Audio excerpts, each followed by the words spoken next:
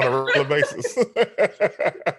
Hey y'all, welcome to another episode of Whiskey Soured. If you're watching, I have the amazing CT Thomas on the screen. If you're listening, that's the amazing sultry voice that you hear. Has anybody told you that your voice is very relaxing or?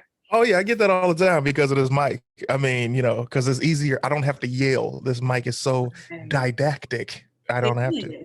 And I'm like, I was just listening to you speak and I was like, his voice is very soothing. Thank you. That's very nice. I can get you on the Calm app, like the app. Like they have different voices you can choose for your meditations. Yours will fit that really, really well. That is, that's very kind of you. I'll accept that.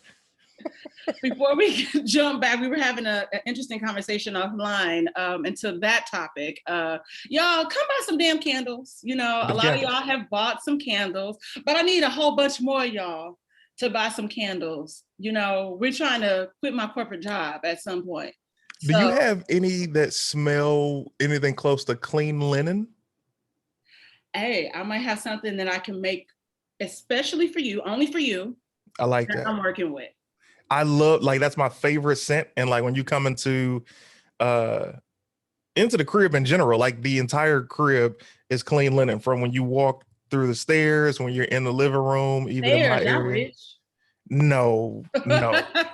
Very, very blessed. And I'm grateful to not be in that apartment. Meanwhile, tell them exactly what you were saying so we can get into how we were saying it. Okay, so pretty much before I got my hair lightened, I was trying to convince my stylist, Greg, shout out to him, to take my hair back hot pink. And so I'm sitting in the chair and I'm like, well, Greg, if you tussling, if you seeing yellow, let's just take it back to pink.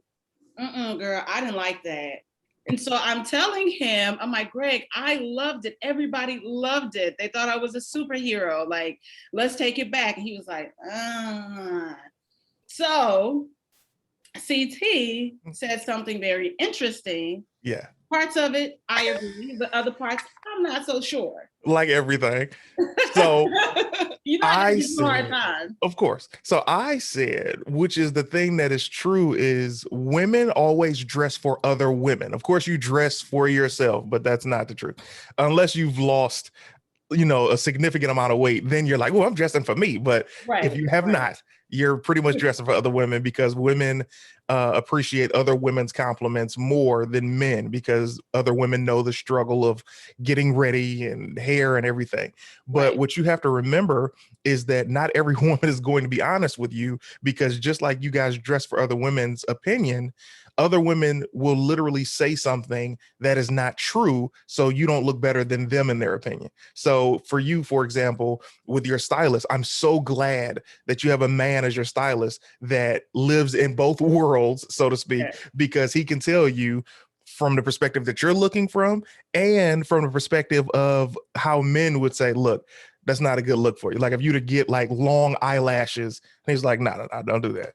Because another woman would be like, yes, yeah, you look at you. And then you walk away and she's like, did you see those lashes? So they're never going to be honest with you. That is true to a certain extent. Mm-hmm. Because I know that men, y'all don't like any of the extra anyway. We love your natural beauty? How crazy is that? I literally have... I found out how much weight I have put on. You look amazing. I've put on 20 pounds. And it looks good. Thank you. I could only tell when I got my hair cut. Mm-hmm. And so it shifted the structure of my face because I had more hair. Mm. So I found out Sunday when I went to urgent care, like I was telling you. And then, so I'm kind of navigating throughout. So the other day, my guy complimented me and was like, you look good. I was like, I'll put 20 pounds. So he's like, you collapsed like that.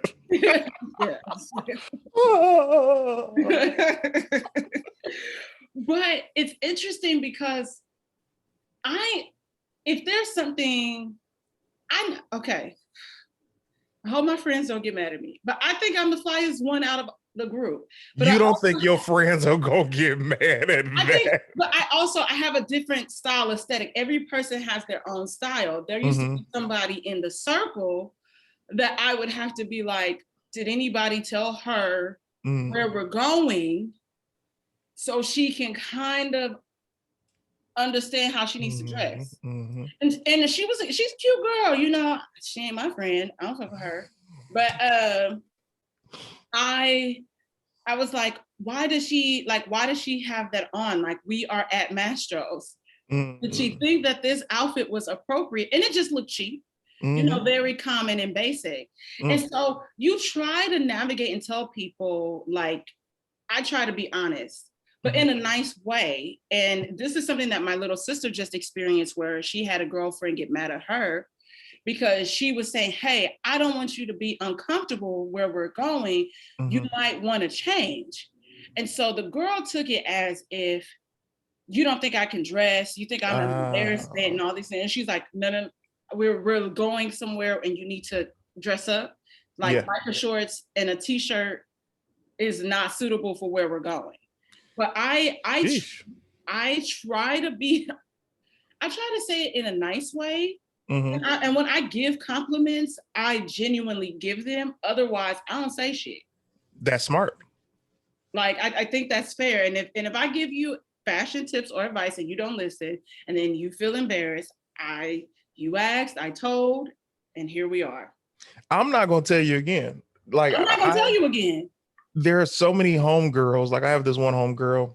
Mind you, a lot of my things for my women friends come from me having so many sisters. Like, I'm used to being at the doorway when they're about to leave and then being like, how do I look? And it's like, you shouldn't have wore those shoes with that. What are you talking about? This look good. And I'm like, no, it doesn't.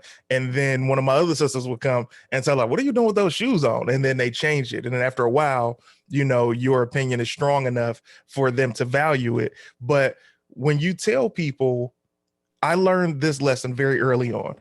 You start with a placebo question, right? The placebo question is something where you're like, hey, how do you feel about X, Y, and Z? Just something random that has nothing to do with anything important. And based on how they answer that question will let you know if they can handle you telling them about their appearance. So if you're like, hey, so this girl that I'm dating was angry that I didn't tell her that her wig, you know, that I could see the wig line. And then the young lady would usually respond, oh my God, I would hate if somebody told me. You'd be like, oh, got it. So now when it comes time for you looking crazy, you won't respect any opinion. Or if you do say, oh my God, I would really appreciate somebody told me that. Now you know for future circumstance. That you know what?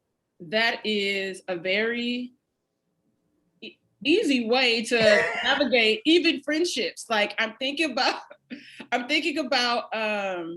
like even a conversation that I was having with a girlfriend, and you know, I'm working on being a better version of myself. I feel like I'm more, you know, trying to be just more peaceful, and things that don't have shit to do with me, it just don't have shit to do with me. Nice. And if you ask my opinion about something or advice, I will give it. I am in the space of not really giving advice unless you solicit it from me. Yeah. Because people will spin the block on you and come back crazy, and I don't need no shootout.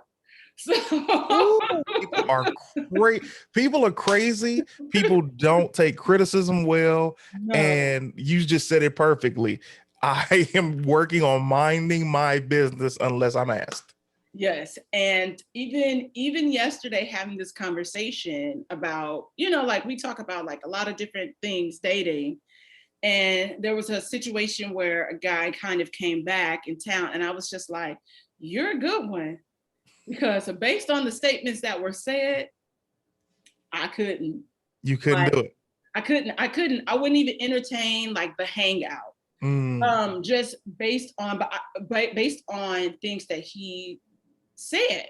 But I'm also very protective of my friends. And so I said that to her. And I was like, you know, if you ever ask me for my, you know, advice or whatever, I'll give it, but this is not the time. I was like, I'm just going to leave with you're a good one. Yeah. And that's it. Because I don't want you mad at me. Yeah, I don't give my I don't give my opinion if it's not asked for anymore, because I know people are hard-headed, especially when it's like relationships. Hey, do you think this young lady is good for me? Do you think this guy is good for me? It's like, it's kind of like the father response. It's like, if you ask your dad or your mom and they tell you and they don't like the person that you're dealing with, you're going to deal with them even more. So if I Yeah. don't say anything, you're Yeah. going to break up with this person, and then I can give you my opinion, and you like, well, why didn't you say something sooner? Because I figured you figured out. Yes. And I'm really trying to do better with is it petty if, or what do you think of, because I know if I have to form the question to ask, I already have the answer. Yeah. If I have the question, I know. Yeah. And I don't need anybody else to try to sway me into doing that shit. And it has been an interesting journey. I like who I'm really becoming. Let's just say that. Is it the person that you're becoming? This is how you know you're in a peaceful place. If you're able to go to sleep each night without tossing and turning, then who you're becoming is better than who you were. Yes, that is absolutely true. I've been working on figuring out how to release certain things. I am like a high impact person, like people come and they dump, and then I have my life that's happening and I just feel heavy. And so that I feel like possibly some of the issues that I've been experiencing in the past couple of weeks is that. So I'm trying to figure out how to release. And so my way of grounding, I always go to the beach and get my feet in the sand. If my hair not done, I'll get my hair wet. And it's like a rebirth, like a baptism, and I feel the weight come off. I'm an Aquarius, so this totally makes sense. I know you don't know what that means, but I know. And so I'm just trying to be consistent with that on a regular. So who else has your teeth in your family? Like these teeth.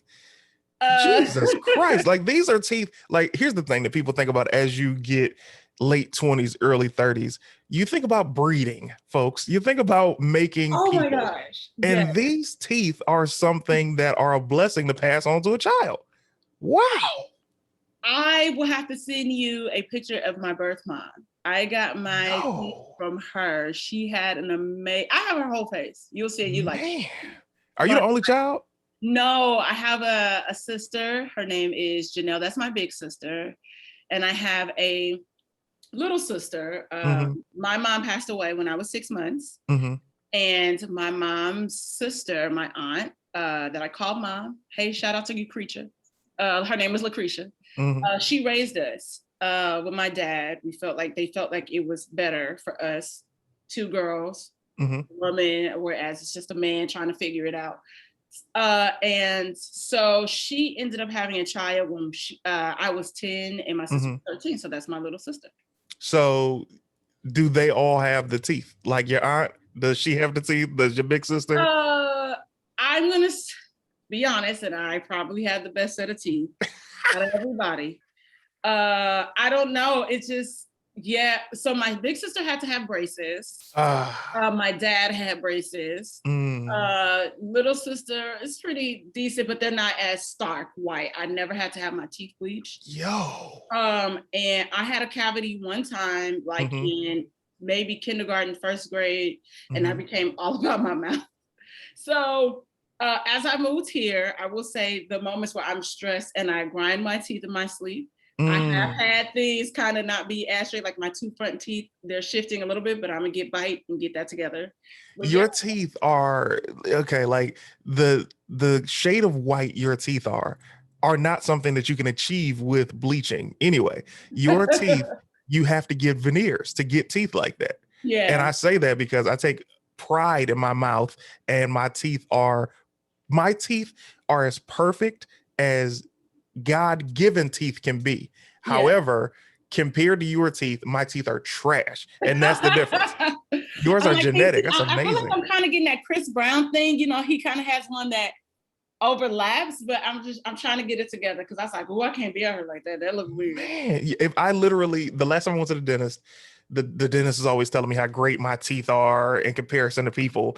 And I'm like, okay, thank you. And then I told her what I wanted. I was like, I don't feel like my teeth are white enough. I want my teeth to look like this. And I pulled up a picture and she was like, oh, well, you have to get veneers. And I'm like, oh my God. And they got to destroy all your All your teeth teeth. and then throw the teeth in. I'm like, I'm not doing that.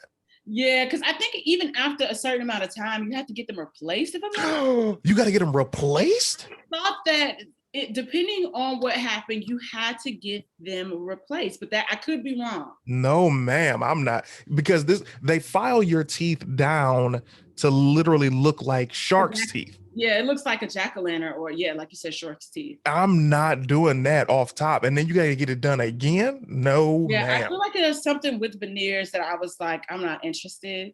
But it's interesting because the dentist that I go to out here, first of all, I'm looking for a new dentist. So if you have a great one, Oh, yeah, in Burbank.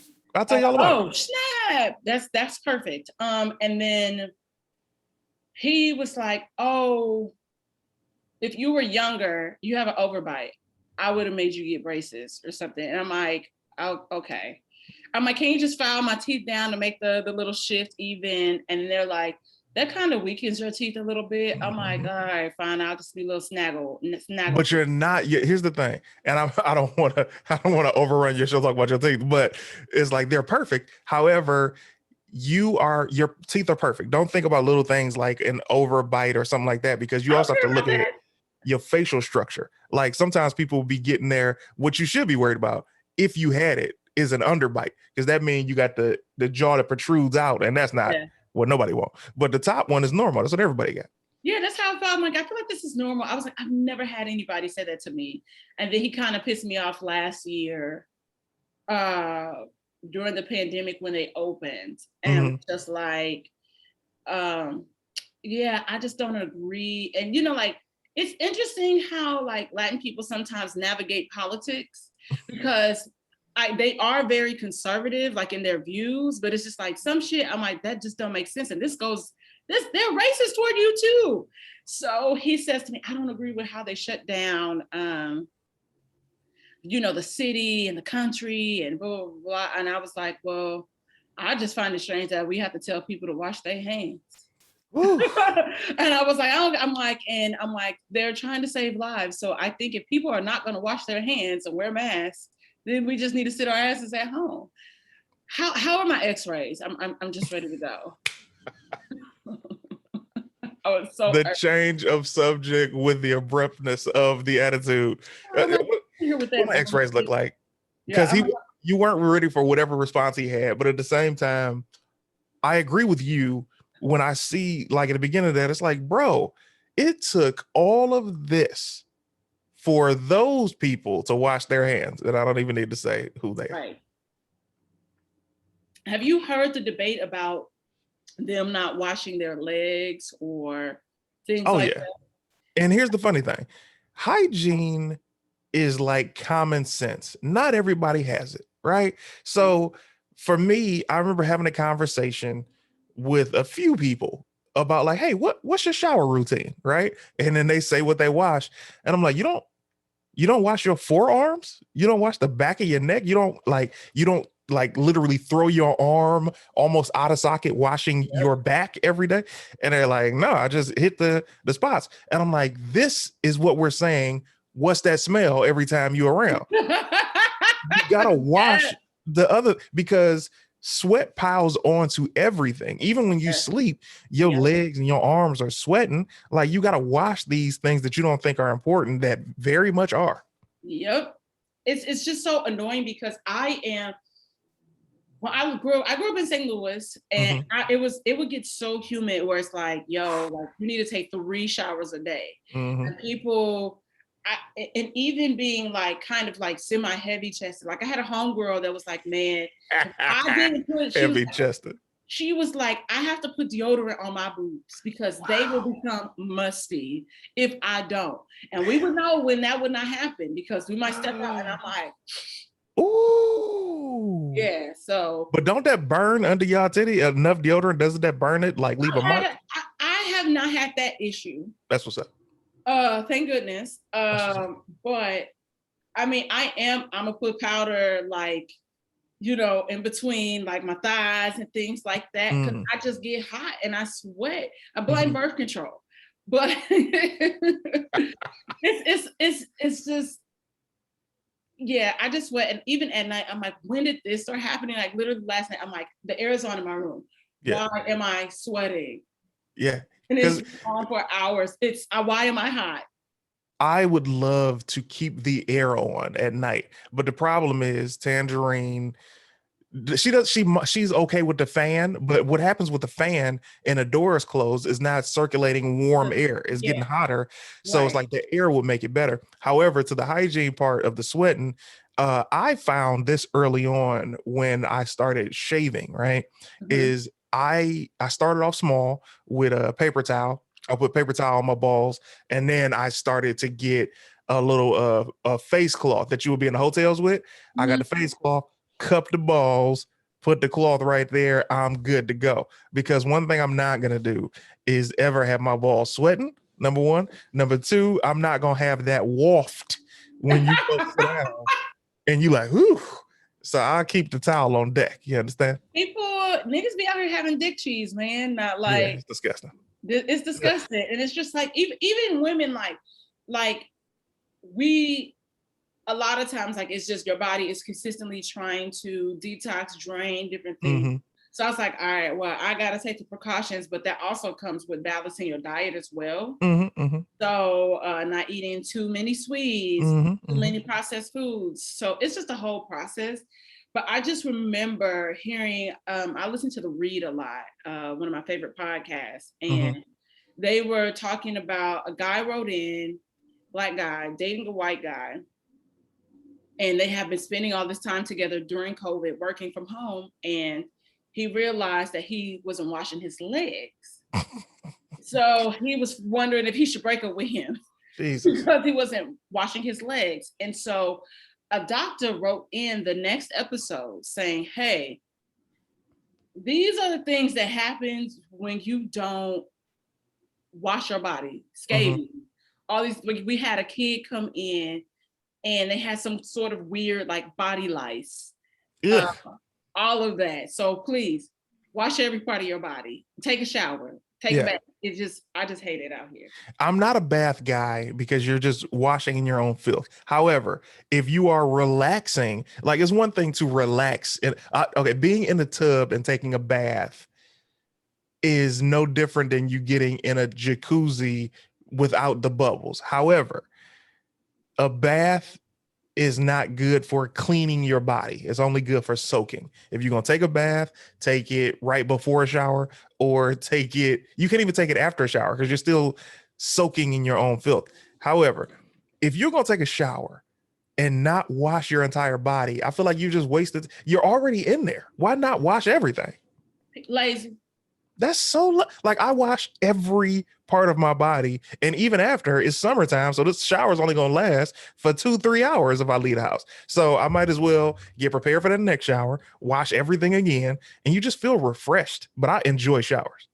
I enjoy showers. I enjoy baths. I might soak in a bubble bath with some lavender, Epsom Hmm. salt, throw a little rose oil and even lavender But that's you oil. relaxing. See, Yes. yeah, But yeah, you ain't gonna say I got a meeting. Let me get in the bath real quick. No, yeah, no, nobody is doing that. But I will say that no. sometimes, like when I first get my hair done, like, Hmm. so if it's not like this short or it's styled a certain way, I literally, you can't shower because you can't tie that down a certain way. So I Oh. will run the water to a certain length, like Hmm. level, and I will wash my Yeah. body and rinse, Yep. wash again, and get my ass out. That's sound because you know your routine and you know what's up. A lot of times people will take showers and they don't wash the vital things. Washing behind your ears in a shower is completely different Wash your than belly washing your button. face. You got to wash your belly button. Who's not washing their belly button? People don't be washing their belly buttons. And I remember, I will never forget this. This is funny. In freshman year of high school, this girl, and she looked dirty. But she was like, oh, my belly button stink. And I was like, what? She was like, your belly button, she's like, belly buttons be having a smell. They do? I will never forget that. Never. That's disgusting. I remember. I remember watching her do it. We were in gym class because we had gym class. This is the worst. Please stop, because this story is about to make my stomach fucking turn. Oh my God. Because you could have said any other class. Nah, I hate that it's gym. Here's the thing. Okay. When I hit puberty, I remember I'm outside. This is like 7th grade. I'm outside. Puberty hit me hard, by the way. Like it hurt. It first hit me in the armpits. I didn't realize I could smell this badly. And part of growing up into puberty is you got to find your deodorant. That's the hardest part about puberty. Nobody says it, but finding your brand, finding the type, if it's going to be gel or the powder. And I found both of mine in Mitchum. Mitchum is my joint. Anyway. Lady Mitchum is shit, though. Lady Mitchum is the best. Nah, I feel like I tried once. I wasn't funky. I just didn't. There was like a tartness to it. So that wasn't my way. What scent did you get? I feel like maybe like a baby powder. I don't know. Powder fresh or shower fresh are usually the go-to. Maybe, powder or something. But I will say this. Degree, the green one, I used to crank out. That was my friend. I feel like it was for men, but I liked how it smelled. So that was my jam. Here's the funny thing. Donna Karen now. I also, of course, got to hit them with the name brand. I'll say this. When it comes to deodorant, that's something that should definitely be gender neutral, because the scents that they have for Lady Mitchum aren't available for male Mitchum. So a couple times I was like, hey man, look, this is just what it is. I like this scent and I don't care who knows it. You understand? But I remember I hit my belly button one time. Like I'm running home and I'm like, I just poked my belly button in puberty and I smelled it because other kids was doing it and I didn't smell nothing. And then another kid, like you just said, was like, oh my God, this stank. And I was like, always wash your belly button. They were like, what are you talking about? You don't wash your belly button. I'm like, why wouldn't you? It's a pocket in your body. It's a pocket. It's just like if you are heavier set, like you gotta lift up and get in the crevices of gotta get in there. Gotta like girls, like they always say, well, you're not supposed to use soap or anything. My OBGYN said use Dove. I get all up in the lips. I just make sure it don't get in. And that's get the crack, your butt crack, and keep it moving. Gotta get that crack. Got to get that crack. Gotta get the crack. People don't be getting the crack. They don't be getting that crack. And they don't dry off as well. Like something I learned maybe 2 years ago is I was like, because it's a different because summertime is the only season that matters. Summertime, you get in the shower, you get out, and you still got that water on you, right? And you start sweating, and now that water is mixed with the sweat, and now you haven't been able to dry off, and that creates an odor. So what you have to do is, like I was telling Sandra, I was like, yo, I can't get dry, right? And she's like, yo, you know what you should do is when you're after you finish your shower, wipe the water off your body with your hands. That's the excess. And then use the towel. Because my towel used to be soaked after I got out of the shower. And then I tried that little tip. I was like, oh my God, where have you been all my life? Like, nah, I just get the excess off and then hit the towel. Towel ain't soaked no more. I'm dry. I will say that I never thought about that, but I don't really have that issue. But because I feel like I just kind of do like a little shake. Hilarious. A little hard, and then get out. But I will say I will leave it slightly damp. Only because when you put the lotion or cocoa butter, your oils and stuff. Yeah, I get you. So it really penetrates the skin and stays. So I do a little, just slightly damp and put it on, and then it's as smooth as a baby's bottom. See, that's what I don't do. I don't add the in the summer months, my skin is already naturally oily, not oily like acne prone, but like already creating the oil off top. So I don't really put the lotions and stuff on right out the shower. I will if it's like, hey man, I'm starting to see some ash on this heel. Let me take care of it. However, I'm straight up the dry dude because I'll sweat and now all of this extra lotion and stuff smells within the clothes. And I'm like, I don't like that. So I like to stay dry. Mm, yeah, Yeah. no, that's interesting. That's interesting. I don't wear cologne because of that. Because it's like if I put some cologne on and my neck get hot, now the cologne ain't smelling like it's supposed to smell because the chemistry changed. Well, okay, so you have to kind of play with fragrances and oils and Yeah. colognes and all that because of the natural pheromones that your body Hmm. exerts. So I feel like, and there's certain things that you can only wear in the fall. Like Yeah. for me, I have Dolce, the one for the most part outside, like all my Dolces, and then I have a Gucci Guilty. That is fall. Hmm. I do have Dolce Flora. I have like Mm. two of those. I will mix those. I will layer them. That's perfect for summer. I like that floral. Yeah. Yeah, Flora is amazing. And then, or is that Gucci? Is that Gucci Flora? Whatever the case may be, whatever whoever Flora is, Yeah. she's perfect for spring, summer. Hmm. Marc Jacobs Daisy, perfect year round. Hmm. They do have one that is really light for spring, but I think my all-time favorite is Cartier. I have one from Cartier that is amazing. And so as things change, Yeah. it smells, oh my God, even more amazing. And men be after me when I wear McQueen. But the Mm. one that has not been my friend is Alaya. When something changes, if I sweat a little bit, it smells a little right. Huh. I don't like the ripeness. I have found my solution with colognes though. One, I like oils. I don't do lotions and stuff, but the Okay. oils, I get a little dab of it and I don't put it on my skin because I know of the sweat joint. So what I do is I'll get it and I'll hit it on like literally like the sleeve Mm-hmm. or right above the neck. So when I'm hugging somebody, oh my God, It bam. smell good. It's on the clothes. I'm in the game. What's your favorite oil that you wear? Here's the funny thing. None of them have names because I bought them off people. Like, Oh, so for example, my favorite oil used to be in this bottle and I can't even get it again because I got it in Detroit and it lasted me 8 years because it's like you just need one wow. little dab. It was in Detroit. I was in Northland Mall, which has since closed, and it was this Of course, girl. it's Detroit. We're not doing this St. Louis, you understand me? Hey, there's So a new poll saying that St. Louis is one of the best cities in the country. was it written by somebody from St. Louis? So anyway, the Nigga, oil. probably not.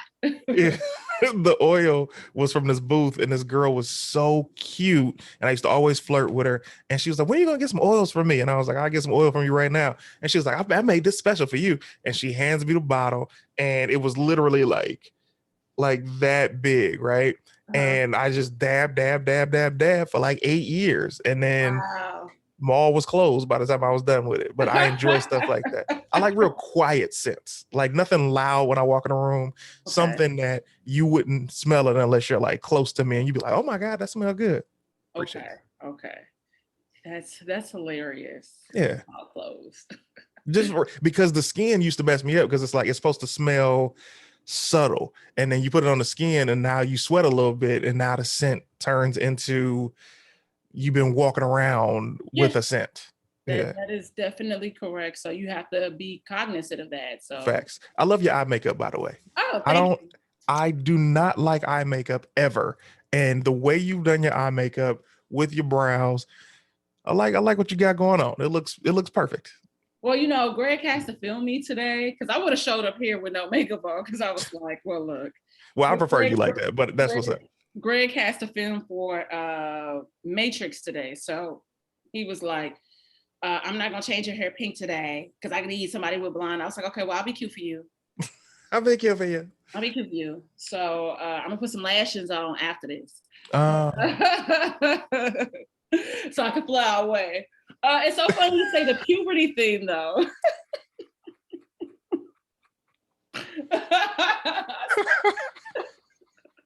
That's when you know it's a real laugh when you snort. Go ahead. Going through puberty, and I was talking about, like my life. I let you in a little bit. Mm-hmm. When I was in 7th grade, my mom went to Morocco. Okay. Stay with our dad. And I remember being in class and just kind of feeling kind of like weird, but not knowing what is going on. And I'm telling my friend at the time, Aaliyah, I'm like, yeah, I just feel weird. I don't know what this is or whatever. And she was like, what does it feel like? I was like, it's moist down there. And then I'm like, I'm not really in any pain. I just feel fatigued a little bit. And she was like, have you started your cycle? And I'm like, no. She's like, you need to go to the bathroom. And I think that's what's happening to you. So I went to the bathroom and my Winnie the Pooh draws.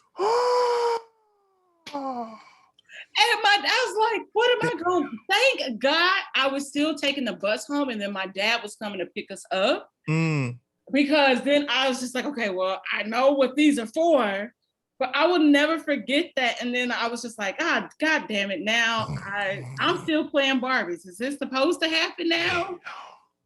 It was the strangest thing. My sister, I told my sister, and I was just like, oh my gosh, like the inevitable happened. And mom, of course, would not be here. Of course, I can't tell my dad. And because that would be weird and uncomfortable. And I remember, like, when my mom got back, I was just like, well, this is just something that happened. Like, it's a way of life. Like, I know how to navigate this. My sister was like, if you don't tell mom, I'm gonna tell. And I'm like, is this really a big deal? Like, yes. I have books. Like, my Aunt Cornelia had gotten me a book. I knew what was happening. I knew that I could now get pregnant. First of all, your grandparents a cold piece for naming their child Cornelia. Keep going, I'm listening. She listened to the show. Shout out to my aunt. They are cold pieces of work for that one. Oh my gosh. Anyway, not that I was thinking about sex, but I remember being like, so like, mom, okay, fine. I got my cycle while you was in Morocco. You would be away, but I'm okay. And that's it. So yeah, my sex talk was terrible. What did she say? Sex. You can get pregnant and you can die. Have a good time on your date. Wow. It's a cold game in your family. Yes. They named people Cornelia. They ain't giving nobody full instructions. No. It's like, but my mom's name is Lucretia. Lucretia. Who's older? Lucretia or Cornelia? Look, what's worse? No, who's older? Cornelia. Okay, so Cornelia and then Lucretia. I feel like they were trying to be hipper with Lucretia. We messed up well, let's name some. Okay, Lucretia is disrespectful because you're condemning her to hood random, is what you're condemning. But you actually know Lucretia is Spanish. It's like of Spanish origin. So there's a street in Echo Park named Lucretia. It's Echo Park. I mean, that does not make it better. Lucretia Mott, Declaration of Sentiments, a feminist, a white feminist back in ancient times. It was not ancient, but like you gotta move on because I don't want your aunt Lucretia. I mean, I don't want your aunt Cornelia getting mad at me and Lucretia getting mad when she sees it. So, puberty hit hard. Like I told you, for my armpits, we used to have to wear uniforms, right? White and blue, white shirts, blue pants. And I only had 2 shirts. I had 3, but one had got too tight. So I had to alternate 2 shirts, right? And I never wanted to ask my mom for another shirt because I never like asking my mom for anything, because parents always do this thing where they tell you how hard they work in and yes. how tight money is. It's like, I don't feel like hearing that. I just, never mind, I'll work it out. And when it hit me literally like in 2 days, where I had to find the right deodorant. So I had the white shirt and I had sweat stains that end up turning yellow so fast on this white polo that I was like, oh my God. All right. So to this day, this is how traumatic this was, Dominique. To this day, you'll never see me do gestures like that, because I remember having to make sure that the sweat stains weren't visible. So I would I would move in the mirror, like, all right, how far can I move my arm? And it would do stuff like this to where people couldn't see it. So if you get Lord. excited to see somebody, I never did that. I would be like, hey. So to this day, I don't raise my armpits because I think back to being 12, even though I don't have any sweat stains. Wow. I'm Yeah. thinking about the first time I was randomly watching Def Comedy Jam, the when they rebooted it. Okay. All deaf. Yes, all deaf. And you popped up on an episode and you Yeah. had your little, like, you was growing your hair out, and you had a jacket on. I was like, God damn, I know this nigga hot. Oh my God. Yes. Here's the thing, Dominique. So first of all, yes, all deaf comedy is on HBO, all on demand. It was a nice way to end my night. That's good to hear. First episode, I'm the first comedian out. It was me. First of all, the jacket was fire. Flop. It was the CT on it. I had my logos, but I didn't I didn't foresee it being so hot in there, right? And the air was on. But when you're performing, you're generating even more heat. And I'm wearing all black. And here's a pro tip. So that week and 2 weeks prior to the taping, I was working out hard. I was like, I want to look my best. Here's the problem that I did not realize until show day. I wasn't drinking only water. I was drinking water and unfiltered apple juice, which is the healthiest apple juice you can have, the brown stuff. I say that to say my face was so fat, but my body was slimmer because I was working out. But it was like the face is all that matters on TV. And I was like, how's my face looking so chip? Because I was going to rock the beard on the taping, right? And then I was like, nah, I've been working out. Let me go ahead and just do the goatee. My face was fat because I was drinking the juice. And I was like, the next time I'm on TV, I'm just doing juice. I mean, just doing water for like days before. Oh my gosh, that is hilarious. Random, but that's just what made me think about it when you brought that up. Yeah, all deaf, man. I was burning up in that goddamn jacket. Burning up. My shirt was soaked after I took the jacket off. When I tell people, even like my ring light went out, I was like, I don't know what happened. I have it plugged directly into the socket. But even just sitting here, because you can't have a fan or anything going because of the mic and it'll pick the it sound, up. yeah. I'm like, man, I'm sweating. I'm hot. It's like, I'm like, oh. Checking them boobs. I haven't had no clothes. I was like, because it be hot. It's always hot. What kind of air do you have at your crib? Man, so I have no air. No air? No air.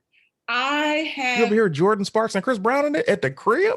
No air, yes, like you said. So I have a unit in my room. I got one for the living room, but I need maintenance to come to help me. Like, I have bay windows, so they crank out. So I need help. Like, I have to get a piece of plexiglass. They want you to have a plexiglass. Yeah. And that'll help keep the heat out. And then, so it's a whole ordeal. And I be in my room a lot of the times anyway. So working or doing. I love that you sleep with the air on. That you're after my own heart. I gotta stop doing that shit. So what happens is I'll fall asleep with the air on. Yeah. And then I will turn it off because I wake up in the morning and it's stuffed up.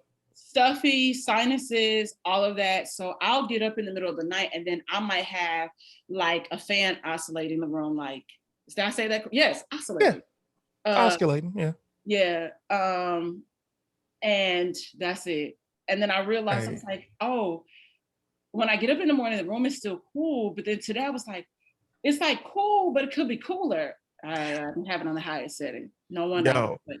I wish I could go to sleep with the air on. It would literally make my life so much happier. But I got to go to sleep with this hot ass fan because she can't be cold, and she's already thinking she's cold because the fan is on.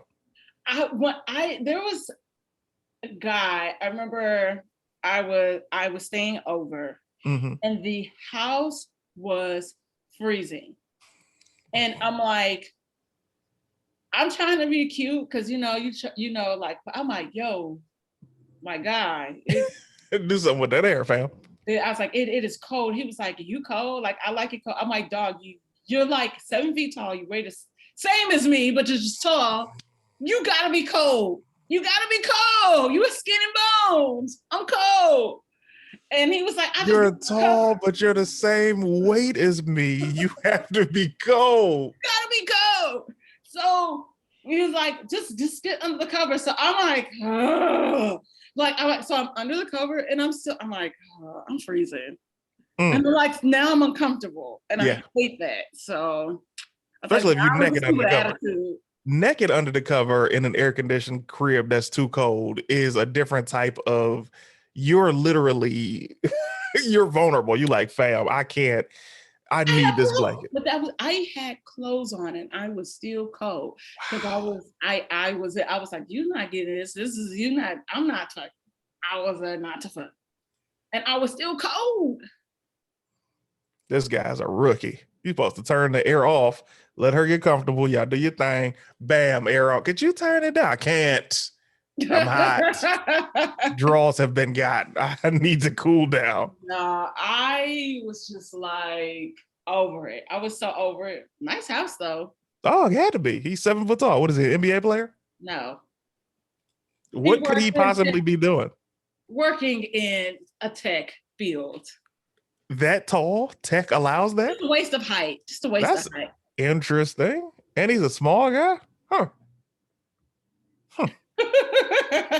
I mean, I guess I shouldn't stereotype. Like my whole life, everybody's like, "Oh yeah, you play football, right? Linebacker." I'm like, "No, fam, I don't." How tall are you, CT? You said, how tall am I? Yeah. 6. Yeah. Yeah. I can. Yeah. That's I like I said, I know y'all. I met everybody over this last summer, which has been great. It's been the best. You know what I mean? I feel like I met you before, but I can't place it. I couldn't have. I would have remembered those teeth. Those teeth are dynamic. Every time I talk to you, this is the first thing you say. Oh my gosh, those teeth. They're amazing. You should open up a business where you do surrogacy for everybody, because everybody will want their children to have those teeth. White people, black people, Asians, Indians. You would be a believable carrier for an Indian couple. Yeah. Yeah, no, I'm just trying to have one, possibly. Baby, come out with an attitude. Okay, I need my money back. This surrogate then implanted her ways in my baby. One at the moment, maybe possibly 2, because I would say possibly 2, but if it's twins, I'm done. Oh, here's the thing. The ideal set of twins is boy and girl. Yep. Oh my God, you're done. You can get the tubes tied, get the vasectomy, you're in the game. But the odds of that happening are rare. I have dreams about it a lot. Boy and girl twins, same age, you get everything done at once. Yep. Oh, that has to be amazing. Yeah, I definitely have to be very wealthy for that. So, because financially, I don't know how. Listen, here's the thing. Mm-hmm. Even with that happening, my mom passing away so young, 32, suddenly, I'm 6 months. Mm-hmm. We had a pretty solid life. Mm-hmm. You know, I will say there was a point like where things I felt like were tight for both of my parents, but that was like in high school, and I'm just like, I'm over this anyway, like, you know. But I had a really great childhood. Like, I'm still obsessed with Barbies. We had Barbie everything. Barbie was my life. I still think Mattel is dropping the ball, not hiring me. I've applied so many times. Really? Yes. That would be the ideal. That would be one of my dream jobs, to like work for Mattel. But one of mine would be Hasbro, because of Power Rangers. I have a whole shrine. See, so you get it one time, just even for a year. Yeah. You know? And I could be like, man, I used to work for Mattel, man. That was a time. Yeah, they still need diversity over there. Here's the thing. If I worked, well, I wouldn't work anyway. If I partnered with Hasbro, I could guarantee them billions of dollars in sales just off of the ideas I have for the Power Ranger property. Would make them billions of dollars. And then you could like revamp Power. Yes, because when they like the spin-offs have not been like A1. Well, they only did one remake, but they're doing the TV shows, and the TV shows are still geared towards children, which is cool. But you gotta understand, Power Rangers. I watched the movie the other day. I literally watched the Power Rangers, the first Yeah, one, last fire, week. fire. And then I had to look up, I was like, what happened where Zach and Trini were Trini not and in it? Jason. Yeah, Yeah. we're not in it. And then it was something with like them being paid.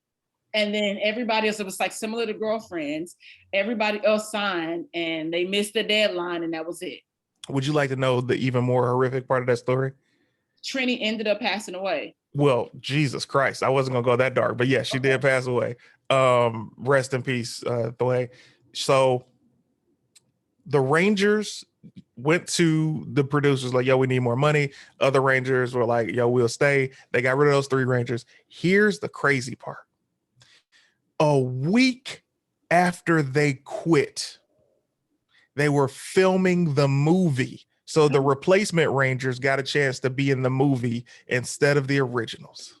Damn. And I'm talking about Johnny Young Bosch, Karen Ashley, Steve Cardenas, amazing people, legendary Rangers. I'm not taking anything away from them. I'm just talking about the time. How crazy is that? But it's so interesting because when I was watching it, the Red Ranger had like 5 lines. Yeah. Aisha had more lines. Yeah, Black woman. Shout out to the Black woman. And who else was it? That had 5 lines or what? But I mean, I feel like everybody else, it was like kind of more balanced out. Yeah. But I was like, oh, I was like, this did happen, but you want to know what? I think why I don't remember that movie in its entirety was when we went to see it. I would spend my summers at my aunt Sharon's house in this small town called Carlinville, Illinois. Mm-hmm. All white, only Black family. We went to the movies to see that, the screen cut off. And we were so hyped, and you know how long it takes small towns to get films, and I feel like they got it around the same time, and the screen cut out. Yeah. What'd they do? Did they give y'all like a refund? We're gonna fix this? I don't remember us watching that movie. My sister will have to correct me if I'm wrong, but I remember it was starting, and it just cut off, and we were. Oh my God! Yeah. No way. I would be dope. pissed. That would be dope to bring back Power Rangers for us. Yes. You know what I mean? The plan would literally be for it to be dedicated to an older audience. Yeah. And then kids would go with that off top because kids are more savvy than companies realize. And I'm not talking about the 5-year-olds. I'm talking about that 7 to 13 year range. Yes. Those kids are savvy because they're watching what we're watching already. So it would just be incredible. It wouldn't be gratuitous. It would just be fire. I've had these ideas it's my favorite property. Like out of everything, Turtles, Beetleborgs, Troopers, like Power Rangers changed my life as a kid. Changed my life as a kid, man. Yeah. I knew I could do anything because of Power Rangers. Well, because of Barbie. Well, touche. Touche. I was like, Barbie. I could be a hairstylist. I could own a bank. I could have a club. I could do this. I could go to space. And but it's so funny that so many people felt like white people. Mm-hmm. Felt like Barbie was like making them struggle for perfection. I was like, it's not real. It made them struggle for perfection. It's good that you had the foresight to know that. I mean, not the foresight. It's good that you had at least the knowledge of self to know that this was a fictional character. Yeah, I'm like, it's not real. But see, but it brings me to like social media. Mm-hmm. I think that at least like meeting you guys, like everybody, I think that we have a grip on it. You know, mm-hmm. I don't have a big, you know, as big a cult following as you on, you know, YouTube, IG, Facebook, especially. Mm-hmm. You're like 1.1 million on Facebook, right? First of all, for you to know the exact number is hilarious. Yes. I was trying to watch your show the other day when I texted you, and half the day is wrong. And I was like, well, damn, see, I got a lot of work to do. But we can navigate it. Yeah. Very, very well. And I think that, and it's so interesting because I realized that it's not real. No. I know what, and being somebody, I went to school for broadcast journalism and PR, Mm-hmm. and knowing what brands do. Instagram is a brand, it's a company, but it's a brand. So it is their job to make you react a certain way. And when you know that, you can respond differently. And a lot of people have a hard time with that. Mm-hmm. And do all these quizzes. I'm like, I don't care about editing. Y'all gonna get this role. Like, it's so how has it been again navigating for you? Are there things that people say? Because I've experienced a lot Mm-hmm. based off, like, being affiliated, being associated, and I'm just Yeah. like, how? Well, people are innately mean, right? It's always a struggle. I don't know if you learned this in school. It takes X amount of muscles to frown. Let's say it takes 100 muscles to frown, but it only takes 20 to smile, right? Mm-hmm. And people will use those extra muscles just to say something hurtful to somebody because they're hurt, right? Mm-hmm. But it made me focus on the people that use those 20 muscles to smile, that show the love. I got into training my audience. It was like, you got to treat your audiences and people in general in life almost like puppies. You have to train them. You have to teach people how to treat you. And my thing early on was, instead of saying, yo, fuck you, kiss my ass, it became, I'm only going to react to the people that are showing love and positivity and energy. And the people who aren't getting acknowledged will see what is working and what's not, and then they'll eventually jump sides. And if they don't, I can easily block you. You don't like it here, you don't have to be here. Because interestingly enough, the people who don't like you are the first to comment. Yeah. The first. They're like, oh, look at this and look at that. And you're like, all right, thanks so much for watching anyway. Oh, I didn't know you was gonna respond. Hey, it's all love. I was just, you know what I'm saying? I was just saying this because of that. Hey, man, but hey, I'm always rock with you. It's like, okay, you just wanted some attention. So it's easier to navigate if you have an end goal and you know why you're doing it. If you don't have knowledge of self, or know who you are, or what you enjoy or don't enjoy, you'll get lost in social media. I saw a girl, we were really good friends with her. And by we, I'm talking about me and at least like 6 other comedians. And she came in the game. I started at 18, but I moved to LA at 21. And she was doing comedy in LA at, I want to say 19 or 20. So we all felt like she was like this little sister to us, right? Mm-hmm. She used to dress really homely and like, dress herself down. She didn't want to get the attention of people. And then one day she came around in like a crop top and some leopard leggings. And we were like, whoa, she got ass and she got some titties on her. Who knew, right? We always knew she was a pretty girl, but she never did her hair. She was just really humbly dressed, right? And when she came out, we were like, okay, cool, good for you. We're still doing mics and stuff. And social media wasn't out yet. Like Facebook was out, but Instagram was not existing yet. So Instagram comes around, we start doing they start doing these little sketches, and then she became what we now know as an Instagram girl. She was doing the sketches where guys can smack her on the ass because, oh, it's a joke, let's smack her on the ass and let's blah blah blah.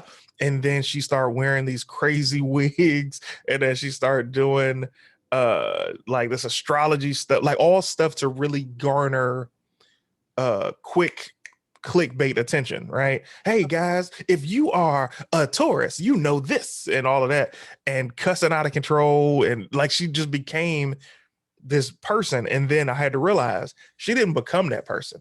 She'd always been that person, but social media brought it out even more because she was growing up as this app was growing. So she became the app and the algorithm. So it's been easier for me to navigate because I know who I am. And a lot of people don't have that luxury. Yeah. I will say that even navigating that, even like friendships sometimes. Like I've had people say certain things like, well, I don't like how she moves. I'm like, I don't like how she what are you moves. doing? What do I do? I'm like, and maybe it's just like my response to things. I'm just like, I just really don't care. I'm like, and I look, or you know me, I'm gonna make a face. You gonna make that face? I'm gonna make a face. I'm trying to work on that. So you can't read me, but I just like, I don't understand. Like, I am the realist. Like, I think there's a huge misconception about like my appearance, because people see one thing and they think that I am one Always. way, and then I start talking, they're like, oh my God, you're so cool. And I'm like, Yeah. what did you think? I'm like, all Yeah. right, well, whatever. I But get the voice a lot. Like when I do the podcast with Doughboy, his comments, the people, you know what? CT right in what he's saying, but it's the way he's saying it. And it's like, what? And then one person literally spelled it out. They were like, a person who isn't comfortable with themselves will always be uncomfortable hearing you speak. yeah. It's the way your voice is. And I'm like, it's the way my voice, but then I couldn't be mad at him because I've been hearing this my whole life as far as people saying how I sound. And I'm like, look, man, I'm not here Is it like to coddle you. are they saying that it's like a tone? Uh, I guess the tone of voice does something to weak people because that's only people I hear something from about it. Well, okay, so I have had that conversation with my mother and like my big sister. I'm like, it's not what you say, but it's how you say it. How you And say it it? comes across as a little condescending and Right. combative. So I'm like, I thought we were just having a conversation. Where did it turn? Because I'm the Right. type of chick, I'm gonna hang up the phone and I'm gonna block you for a few days. I was like, I don't need that energy over here. Yeah. And I also, have said to like both of them, I'm like, yo, but like everything doesn't need to be said either. I'm like, if there's certain True. things that you could be like dealing with on your own, or that you think, I'm like, everybody like don't need to hear that. I was like, so Right. that's how you find yourself in situations that you didn't expect, because sometimes like we think we're doing somebody a service, but we're really doing them a disservice. I'm just saying that's I'm just people's saying, I'm like, favorite shit to say. so it's been interesting trying to navigate that, because like me and my sister have had a very, it's weird, like I'm not gonna say tumultuous relationship, but I would say that we've gotten much closer since we moved out of St. Louis to Arizona. So that's the person I talk to every day. Nice. I don't want to be having beef, like, or saying, well, what if when your tone changed a little bit, like, is that shade? Or things like that. I just want to keep the peace. Yeah. But that's funny. Like, Yeah, it's always tone. yeah, I just think that like I've had like, especially, I don't know what it is about girls and Patrick, but people send mean messages. And They I'm love like, him. they love Patrick. I love Patrick. I think Patrick is ahead of his time. I think all of y'all are ahead of y'all time. It's The way that different. y'all They navigated in social love media. him. They do love Patrick. They love this brother. You know what's funny? And he's a lovable guy. He's a great friend. I like him a lot. I can't wait to have Patrick on. He's the best. Yes, he really and he's a genuine dude. His energy. Yeah. It's just amazing. I love Patrick Cloud. He's the best. I have nothing but nice things to say about Patrick. Right. And it's like one day I had to really think about it. I was like, man, he'll post something and like all these girls are just like on there and it's like, this is great for him. And then I'm like, oh yeah, he's also a handsome dude. Like he's light skinned with the eyes. These are things that women immediately go for. It's like, oh, of course. Plus he's talented and well spoken. It's like, yeah, I mean, these are the things that would garner such reaction. I was watching an episode on Kev's app, and I think they did like a dance challenge. It was something weird. And then I looked at his feet, the way that he was positioned, and I texted him, I said, did you take ballet? And he was hilarious. Like, yeah, how do you know? I was like, well, you did. Wow. And he was like, yeah, you know what? I went to a performing arts school and we had to take all these classes. I was like, it was like out of mind to you. And you just like went to first position. So I was like, wow, like he's layers. Such a great, talented kid. Like he's so dope. That guy, man, His laugh also, like if you do a show, It's almost a little sarcastic. I love Patrick though. Yeah. his laugh makes you want to continue being funny. Like I'm like, this dude's laugh is encouraging as hell. He doesn't realize this. Great Yeah. guy, man. I love that guy. But it's just, I just, and I even asked him, I was like, hey, I want to respond to like posts, like you said, like I pay the most attention Yeah. to people that say nice things. So I feel like it's only right to respond to them and say thank you, Yeah. or, cause I'm not, y'all famous. I'm like, just like I said, y'all got it. And I think that's just always nice for people like to be acknowledged, Yeah. like people do want attention, but when somebody say something dope, I'm like, oh yeah. You So gotta acknowledge them you because gotta without them, it was like, what are like I had this conversation. Oh, I'm so glad you said that because this makes me want to ask you this question. I had this in my head all last night because it angered me. I don't know if you saw the live yesterday, right? I didn't get a chance to fucking meet him. So something happened in the live where I'm asking this young lady a question about comedy, and she had made a statement, and within the statement, it was along the lines of, when I'm doing stand up, I'm contracted to do that performance. Sometimes I don't have enough. I don't have what they need as far as if they want to meet me after the show. Sometimes I just don't have. I'm here for this. I'm not here for that. I understand that I'm only in this position because I got this credit, but that's that. Sometimes I don't want to. And I was blown away because my first thought is the people are the only reason we're able to do these things. The people who have these extraordinarily tough jobs and they're working all these hours are the only reason we're able to go to this club and sell it out. Only reason that this video is able to make that many views. And you don't think that you owe it to them to at least meet them and say thank you or shake their hand or take a picture. Like, it blew my mind, but I worded it respectfully. I said, hey, let me ask you a question. And when I said that, she did that. She's like, and I was like, rolling your eyes? I'm sorry. I thought I was dealing with an adult woman. I didn't know we were rolling our eyes. Who knew Like, story time was gonna get so aggressive? exactly. So she's, are you going to say something that is going to be against what I'm talking about? And I said, in that moment, I said, well, let me finish. And then, it continued to be like an interrupting thing. And I was able to get my point across. I handled it greatly. However, I ask you this because it rose this question. Are we as Black men able to disagree with a Black woman and not be seen as the enemy? Yeah, but it goes back to tone and the way you do the delivery. There's some people I've been in. I was in a situation with somebody from Detroit, of course, and he came in, and me and my boy that's from the D, like we were having a conversation, and I literally was just like hanging out with my friend, and we always just have a good time. And he kind of came in aggressive anyway. And I think that sometimes a lot of things that I've experienced in LA, I have, canoodled with some of the highest, noodled, like, like hobnobbed, yes, with hobnobbed people. Yeah. And I've never experienced, like, when people say, like, even things like, let's say Chris Brown, never had a bad experience. I think that people have a past, absolutely.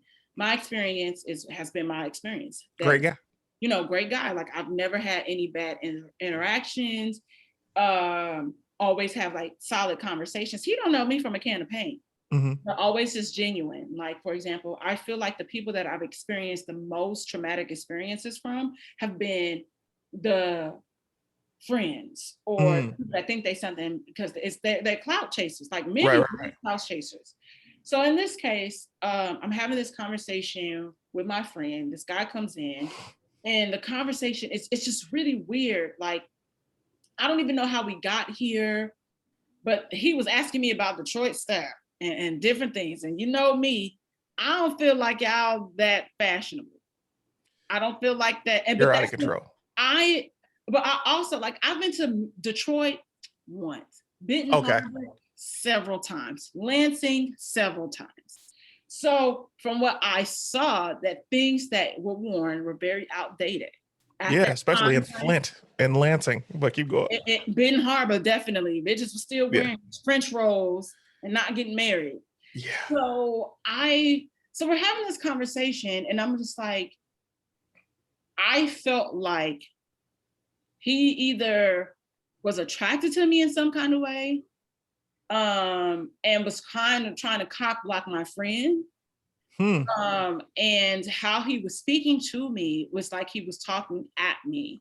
Everything Hmm. had a tone behind it. It was nothing that I could say, Mm-hmm. and that where he would not like get just freak out. So Mm-hmm. I'm like, it's one thing. I'm like, we can have a healthy conversation and debate. We don't have Right. to agree on everything, but this is just how I feel. Yeah. And he just could not like get it through his skull. So I also took speech and debate and public speaking. Mm-hmm. So I'm like, okay, well, one of the biggest rules is just like, you don't argue with an idiot. So I just let him have the floor and True. keep going. But I think that Black men and Black women can have a healthy like debate Mm-hmm. if we are understanding what we're talking about. If we get passionate about things, we both do. Right. It's just like, I think that it gets disrespectful when you start trying to talk over me, when Yeah. you're yelling at me. Now you're trying to throw shade at me. Like, what the fuck my red eyeglasses have to do with this conversation? Nigga, you asked me if I thought so-and-so was fashionable, and I said no. Yeah. I ain't say she couldn't rap or whatever the case may be, but I'm like, that's just my opinion. I don't Right. think that you need to wear labels head to toe to be fashionable, because it's not. Like, the Mm-hmm. highest people in fashion will tell you that. So why you give a fuck? Why we arguing about this dumb shit anyway? So I There think that's what was. happens. It's just like, it's a tone, and then when people kind of start, I feel like the eye roll for you kind of puts you in that space of, okay, sis, I'm not really trying to do this with you. I'm just asking you a solid question. And like I said, I think that it is only right to acknowledge people that put you in those places of being successful. You have a following. Yeah. It's one thing if it's like, okay, you have this going on or blah blah blah blah blah. But when people have seen me out, even based off of Greg, like Mm-hmm. my stylist has this huge following. Oh my God, Greg does your hair. And I'm like, yes, girl, blah, blah, blah, blah, blah. When I met Melissa for the first time, I was like, what's up, boo? You a boo. And she was like, you go to Greg? I should have known what that. And it's just like this camaraderie. I've met people from Zooming in real life. Mm-hmm. And I've been like, what's up? Like, more love, like, Mm-hmm. that's all you can do. But it's just like, being humble and like respectful. Like, I'm never not gonna slight nobody unless you say some crazy shit. But Of course. I think it yes, the eye rolling definitely does something, because I had this conversation with Tangerine. We have this conversation often about these types of behaviors. We're watching a show right now called BT. It's on BT. It's called The Encore. It's about this girl group. I love this shit. Okay, you watch it as well. So for those of the people who don't watch it, there is an episode where the engineer, I can't think of his name right now, but the engineer. I think his name was Brandon. No. His name, something Cons. Okay. The tall, dark skinned dude. Right. But one of the twins is angry at this engineer for, changing her music and all of these things. And there are other women in the room. And Keely was the other woman that I'm going to bring this point to. So, the young lady, I think her name is Fallon, she's like, yeah, and this shouldn't have been this. And the problem is, don't change my music. Like, she's speaking aggressively, loud, all of this stuff. And the guy is like, well, listen, I changed that because this. And then she's like, no, you don't change nothing unless I tell you to change something. And he's like, calm down, kid, right? Literally that. Now, yes, the kid is definitely something that is disrespectful. However, I'm not making a case for either of them, but I'm telling you the situation. But from what you can ascertain, That's hilarious. So the so the twin is literally yelling, pointing, creating this crazy energy, and this thing's like, hey, we ain't got to do this. Like, we producing. Calm down there, kid. And then Keely says, nope, nope, don't do that. I don't like that. Don't talk down to her. And it was like, he said, hey, she and I are producing. I don't care who's producing. Da, da, da, da. And then she walks away. Right. So now this already is a separate energy because you've jumped into this conversation between these two people who are already having a one-sided disrespectful conversation.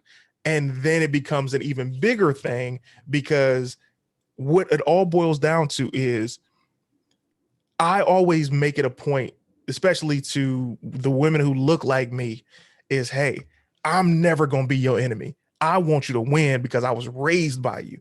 I love you. I'm always going to choose you. You're never going to see me at a premiere with an other, you know what I mean? Unless this is someone who works for me, you know what I'm saying?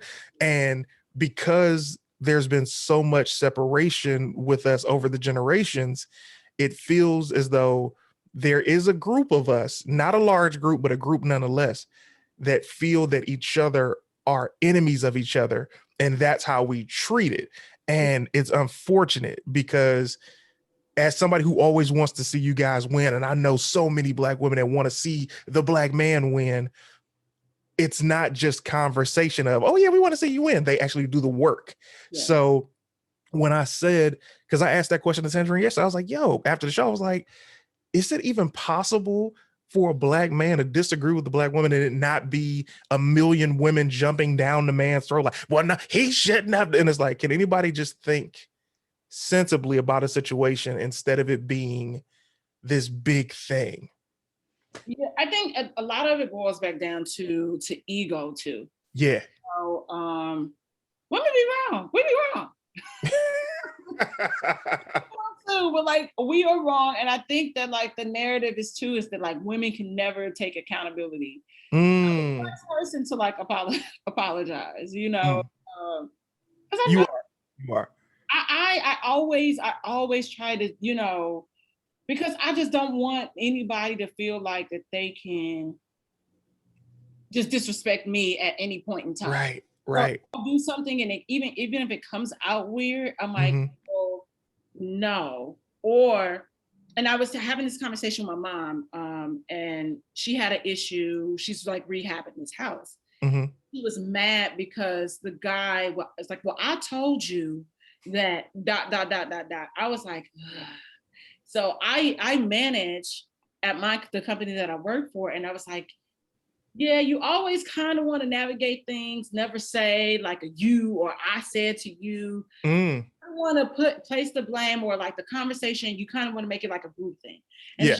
You know, I kind of always remind you guys, even though there might not be no guys, or please remember XYZ, or when I gave you the instruction, this is why I gave you the instructions this way, where you're not pointing finger like, well, you're dumb.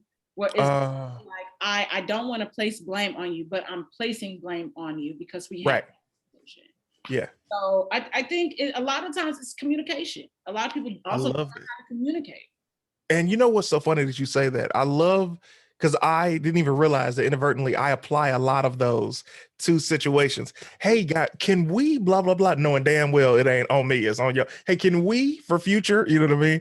And aside from that, it's definitely one of those things where a lot of people don't know how to communicate. And we'll go back to the social media thing.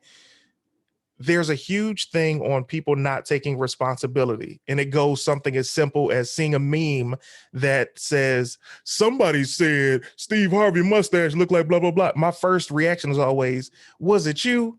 Who said it?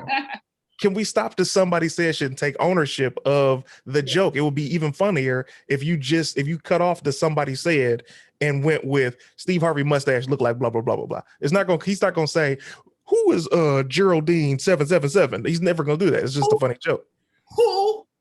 What? I said, what? But a lot of people don't know how to communicate because this goes back to when we were teenagers. the first thing girls and boys said, I'm grown. You ain't paying nan bill, but your cell phone bill. You ain't got no rent to take care of. You ain't paying no insurance. But the first thing we go to is I'm grown. So we lack taking responsibility from an early age. And by the time you learn to communicate, it's too late because you're either too old and alone, or you're somebody that nobody wants to be around and you got to start your life over. Because the whole communication isn't just you saying your point and walking away. Communication is saying your point, speaking, not to be you're speaking and you're listening, not ready to jump in and talk. You're genuinely listening. Yeah. And that's hard for people a lot.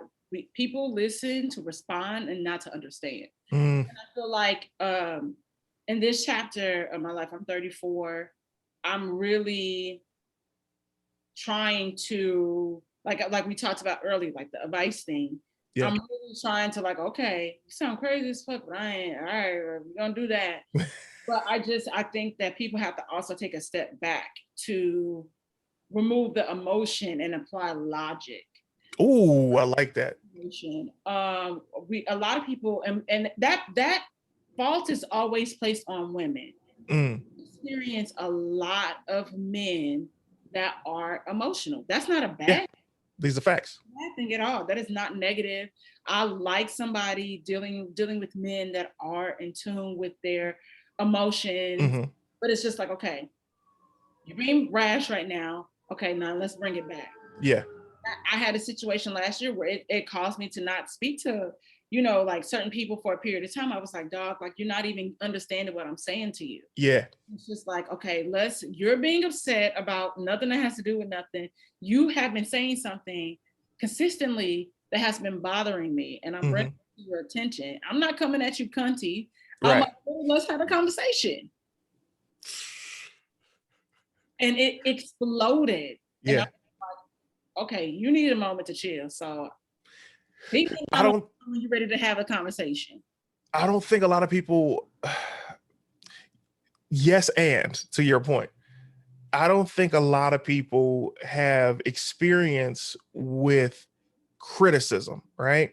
So the minute that you say that they've done something wrong, they get on the attack. They get extremely defensive because in their mind, they didn't do anything wrong. Right. It's like whenever I approach somebody with an issue that I have with them, if their response is, will you, my first thing is, hey, you had the exact same amount of time to bring your issues with me to my attention.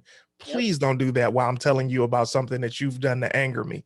Just take this in if you want. If not, I don't even have to finish the sentence, but hear me. You know what I mean? And I had a conversation with Tangerine maybe 2 weeks ago. She had done something. I was offended.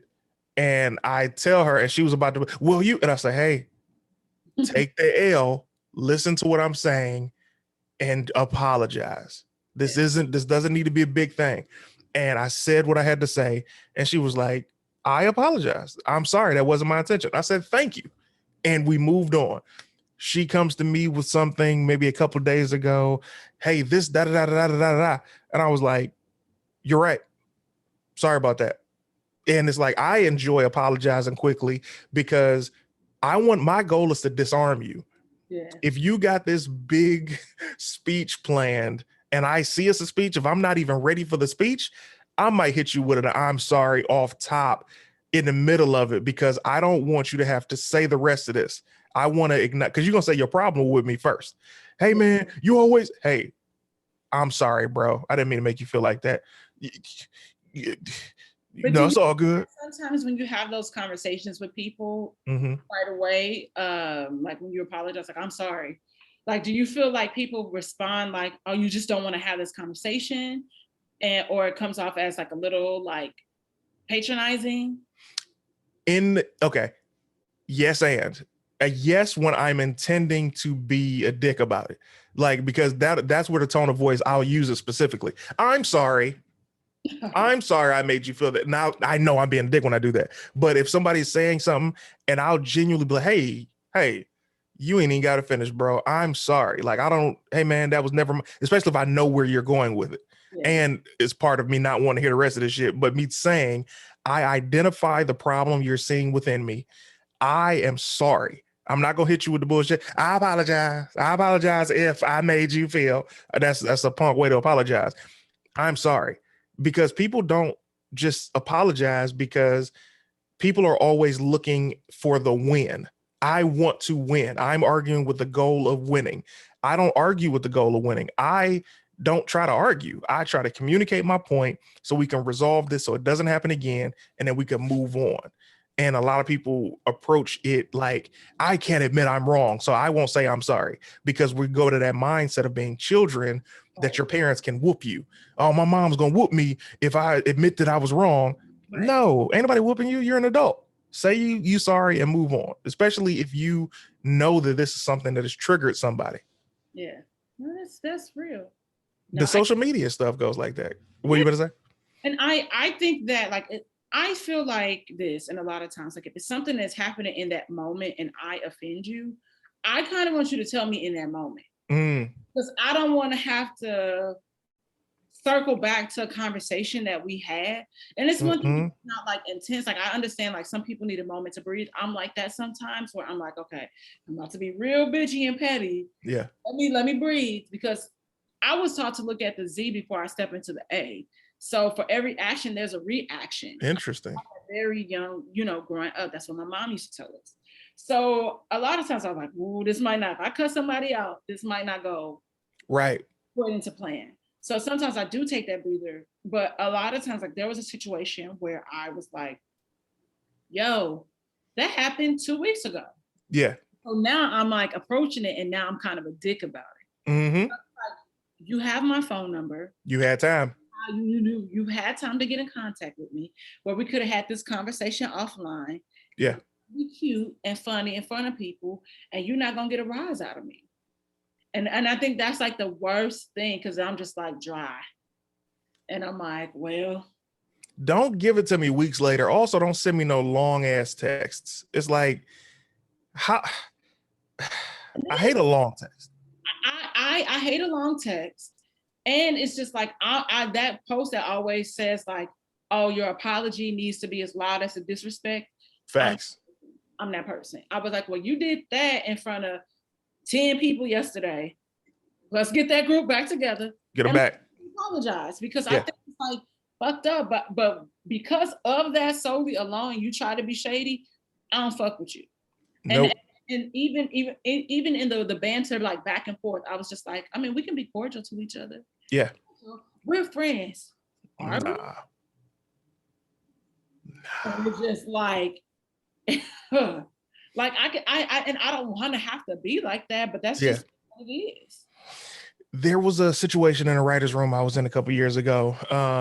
Brother that I had known over 10 years was going through something in his life, and my tone of voice overall annoyed him, right? And he said something to me that, if we were not in that room, would have gotten him super socked. And I was cool. Everybody else in the room reacted. He knew he was wrong. Literally 10 minutes later, I'm in the kitchen area. He comes out, hey man, I say, nah, man, apologize to me in front of that exact same group you disrespected me in front of. And I walked away. We go back in the room. Hey, I just want to say, and it was extremely uncomfortable for him to apologize in front of everybody. But I'm like, it shouldn't be uncomfortable for you to apologize in front of the exact same people that you disrespected in front of. Trying to one up me. I don't do that shit. Nah, man. And I'm a brother. I like to stay in the crib now. I'm in this crib. I don't bother nobody. If you are hitting me up or there's a reason for us to be around each other, I'm coming with great energy. Yeah. So if somebody's coming with the bullshit, it's like, I could have stayed in the house for this. Yep. Always. I'm like, oh, I could have had a V8. Yeah. All I want to do is play video games and watch TV and kick it and laugh. And I got to leave the house for the BS? Nah. Yep. Nope. Don't have I want no parts of it. No. I have a question for you. Uh-oh, here it go. You looked up. That means it's about to be crazy. Go ahead. This is actually a very great question. Okay, let's see. I want to know, as somebody that is coming up and building content and having like different projects, how do you find time for everything? How do you manage your time? Mm, Navigate that to make sure you meet deadlines and, make sure, you've been on shows, you're on shows, mhm. like reading your script, getting your material down, everything. How do you see? Look at this. This is harmless. It is. I was like, oh, okay. So, so for me, honestly, I've always really been good at time management. And the way that I do that is I enjoy, this is gonna sound crazy. I enjoy chilling way more than I do working. So my goal is to chill more hours of the day than I work. Okay. So a normal person that has a to-do list has X amount of days or X amount of hours to get this list done, right? Let's say you have a week. You have a week to do 17 things. You're like, all right, cool. I'm gonna do 3 today. I'm gonna chill. I'm gonna do 3 tomorrow, chill. And by the end of the week, you've gotten your list done. I'm the type of person that I'm like, 7 days in a week. I have all week to get this done.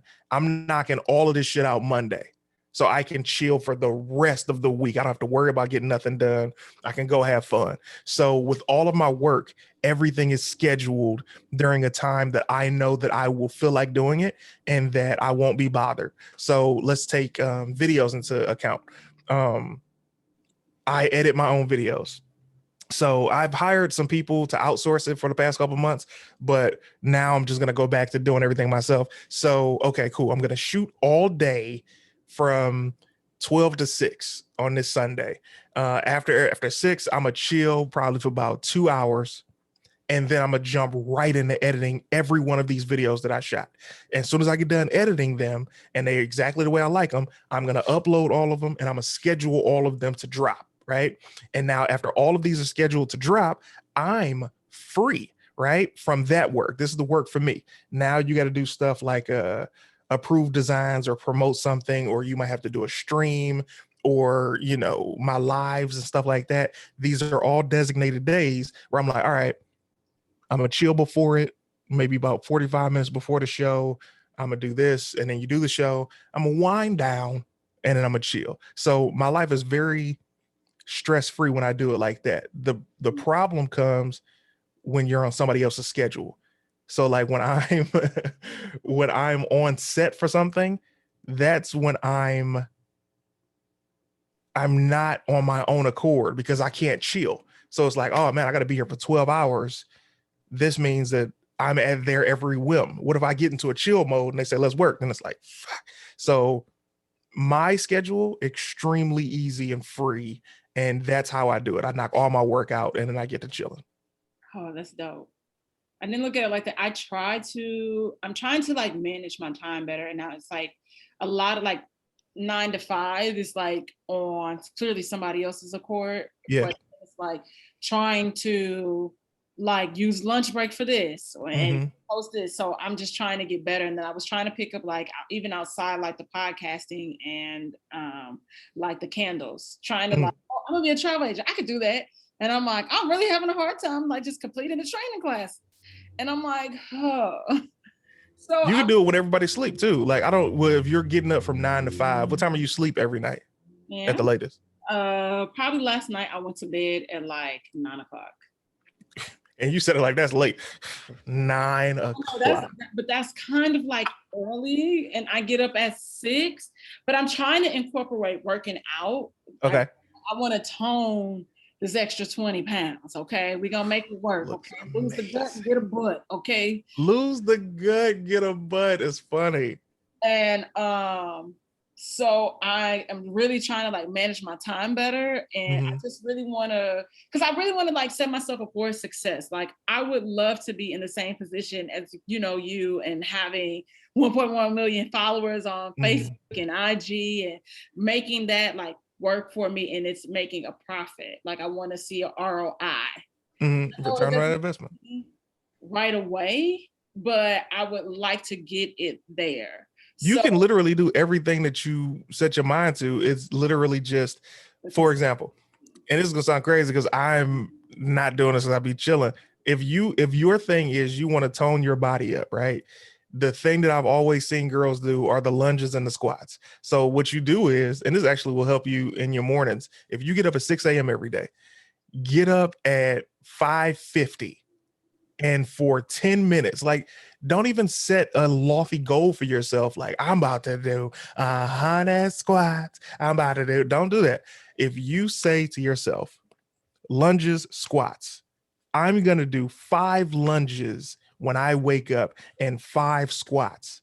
Do you understand that when you start doing those squats and lunges, you're not going to just do 5, you're going to end up doing 30 and then stop right there because you don't want to overload yourself.